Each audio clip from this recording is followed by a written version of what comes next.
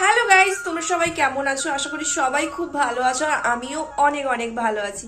তো এখন ঘুম থেকে উঠে পড়েছি, মানে দুপুরবেলা খাওয়া দাওয়ার পরে একটু ঘুমিয়েছিলাম আর এখন বাজে 3:30। তো ঘুম থেকে উঠে পড়েছি। আজকে যাব, আমাদের পাড়ায় একজন মামা আছে, তো সেই মামা হচ্ছে পিঠাই পরোটা বানাবে, মানে টাকা ফাঁকা নেয় এরকম কোনো কিছুই নয়, আমাদের পাড়ারই মামা। তো আমাদের 4-5টা ফ্যামিলি মিলে, তো মামা নাকি আগে একবারও এরকম পিঠাই পরোটা বানিয়েছিল। তারপর মা শুনেছে কথাটা, মা শোনার পর মা মামাকে রিকোয়েস্ট করছিল যে তাহলে এরপরে নেক্সট বার যখন বানাবে যাতে আমাদেরটাও যেন বানিয়ে দেয়।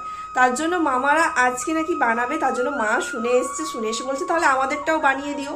তাই জন্য আজকে ময়দা টয়দা সব কিনে নিয়ে আসা হয়েছে। আর মা একটু আগেই গেছে, মানে আমি ঘুমিয়েছিলাম, আমাকে বলছিল যে কিরে মমি তুই যাবি না? আমি বলছি হ্যাঁ হ্যাঁ যাবো, দাঁড়াও যাচ্ছি, মানে ঘুমটা ঠিক ছাড়ছিল না ঠিকঠাক করে। তো মা অলরেডি চলে গেছে। আর পিঠাই পরোটা এমনিতে আমরা দোকানেও খেয়েছি বা দোকানে বানানো দেখেছি, কিন্তু বাড়িতে কখনো বানানো হয়নি আর খাওয়াও হয়নি। তো এই প্রথমবার আমি মানে চোখের সামনে থেকে দেখবো যে পিঠাই পরোটা কি করে বানায় বা কি করে তৈরি করে। আর 4-5টা ফ্যামিলি একসঙ্গে বানানো হবে মানে তো বুঝতেই পারছো যে কতটা দেখতেও মজা লাগবে আর থাকতেও ভালো লাগবে। তো তাই জন্য ভাবছি যে ওখানে একটু যাব। আর যাচ্ছি যখন তোমাদের সঙ্গেও সবটা শেয়ার করব। তো চলো এখন থেকেই ভিডিওটা শুরু করি।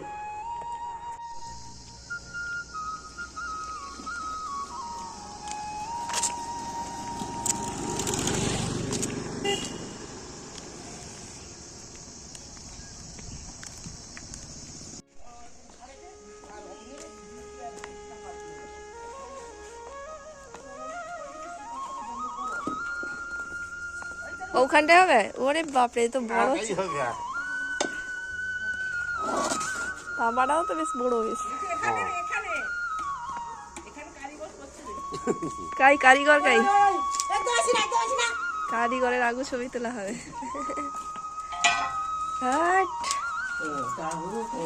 এটা কাহারে? এটা আমার ঘরে, সেটা শুভর ঘরে। আর কাহারে কাহারে হবে? আর কত আসবে, তুমি এখন ছবি তোলার জন্য থাকো।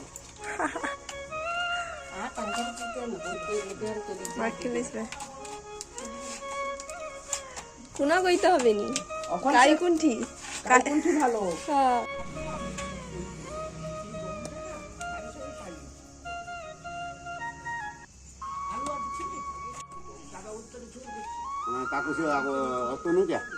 হ্যাঁ অতনু নন্দ।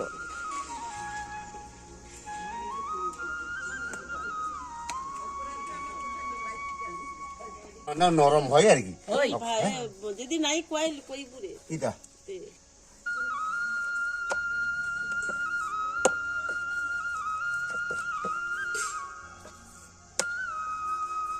এটা কত কেজি? এতে ময়দা 1.5 কেজি। 1.5 কেজিতে 6টা গল্লা হয়েছে। যাই এনেছে খাবার সোটা দেয় মা, কি কইছে? হ্যাঁ কয়টা শুধু খাবার সোটা জল দিয়ে আপনি মাখি লিছি। খাওয়া দিচ্ছ না না আমি কিছু দিই যেও মাখাই না? আমাদের ছেড়ে করলাম না, উঠে আমি যাবো বললাম ঘি লেস। আমি উঠে গেলে ঘি হ্যাঁ বড় ঘি যদি দেয়। ছেড়ে তুমি উঠে গেলে চলো, তুমি পারবো না, কি করে দেবো? আমি যাই না আমার গলা কাটে ছেড়ে দিয়ে গলা কাটে এটা করে দিই।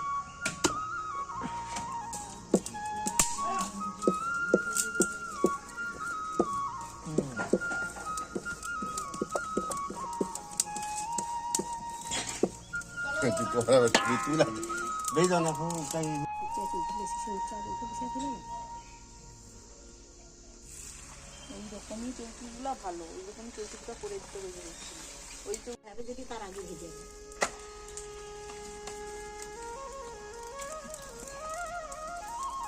আর যদি কোনো কয় কি রেডিয়া করে ঘর কিলে পাইবি সকলকে লাস্ট আর আমার বড়টা রইলে কইবে আমি টুকু খেয়ে নেবো, কোচারা কইবে আমি টুকু। আমাদের দেখে হয়েছে পিটবো কি দেখে হয়ে যা বাবা, এই হাতটা লাল হবে তো। হাত লাল হবে না, গরম শীতকালে তো ঠিক আছে, গরমকালের কষ্ট। তেল বেশি করে দিতে তেল খায়। আর এই যে মাল করা হয়েছে ওখানে 4 দিন মাঝে তো কত নরম হয়ে যাচ্ছে। ও পর্দা বেলা হয়েছে মনে হয়।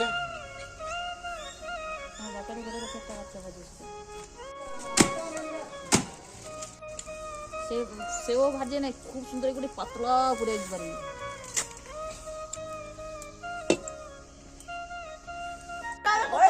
মালিয়া রুটি সে পাতলা একবারে হ্যাঁ।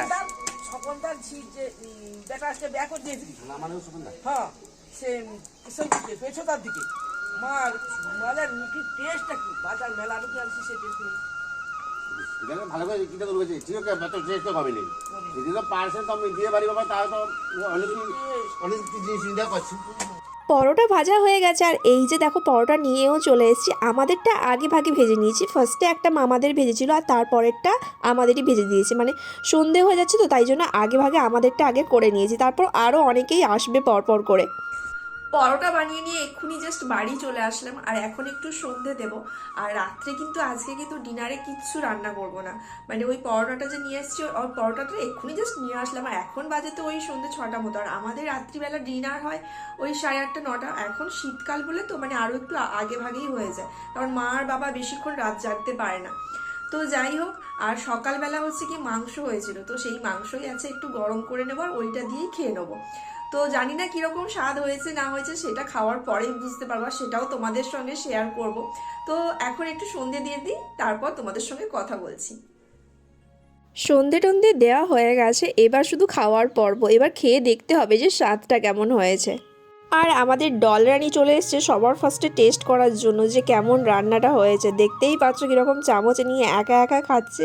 আর আজকে যে আমরা পরোটা ভাজতে গিয়েছিলাম, আজকে প্রায় 7 থেকে 8টা মতো ফ্যামিলির পরোটা ভাজবে মামা, কিন্তু অনেকেরই মানে পাড়াতে আরও অনেকেরই ইচ্ছে ছিল যে আজকে ভাজার, কিন্তু একসঙ্গে তো এত পরোটা ভাজা সম্ভব নয়, তার জন্য আবার কালকে ভাজা হবে। তো কালকে আমাদের আর দেবো না, তো এই একবার হয়েছে এটাই এনাফ, কারণ আমাদের বেশি ময়দার জিনিস খুব একটা বেশি খেলে মানে কারোর সহ্য হয় না।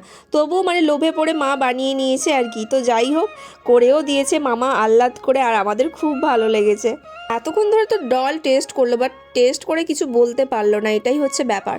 তো এরপরে আমি পরোটাটা একটু ছিঁড়ে ছিঁড়ে দেখছিলাম যে কেমন হয়েছে। ভীষণ সফট হয়েছে, আর দেখতেই পাচ্ছ কীরকম পাতলা পাতলা করে কোট হয়েছে, দারুণ হয়েছে। আর সকালবেলা তো চিকেন কষা ছিল তোমাদেরকে বললাম, আর গোল গোল করে ছোট ছোট আলু ছিল, সেটা দিয়ে একটু চিকেন কষা করে রেখে দিয়েছিল মা, তো এখনই গরম করে নিয়েছি। আর আমাদের বাড়িতে একটু তাড়াতাড়ি খাওয়া হয়ে যায়, কারণ মা আর বাবা বেশি দেরি করে না। আর প্রথমেই মায়ের মুখে তুলে দিচ্ছি, মা ফার্স্টে বলবে যে কেমন হয়েছে, আর মার মুখটা দেখে তো বুঝতেই পারছো যে কতটা ভালো লেগেছে মায়ের, দারুণ হয়েছে। মা এমনিতে পিঠাই পরোটা খেতে খুব বেশি ভালোবাসে, আমরা অতটাও বেশি পছন্দ করি না, বাট সত্যি কথা বলতে কি দোকানের তো এবার কী তেলে ভাজছে কী না ভাজছে অতটাও আমরা জানি না।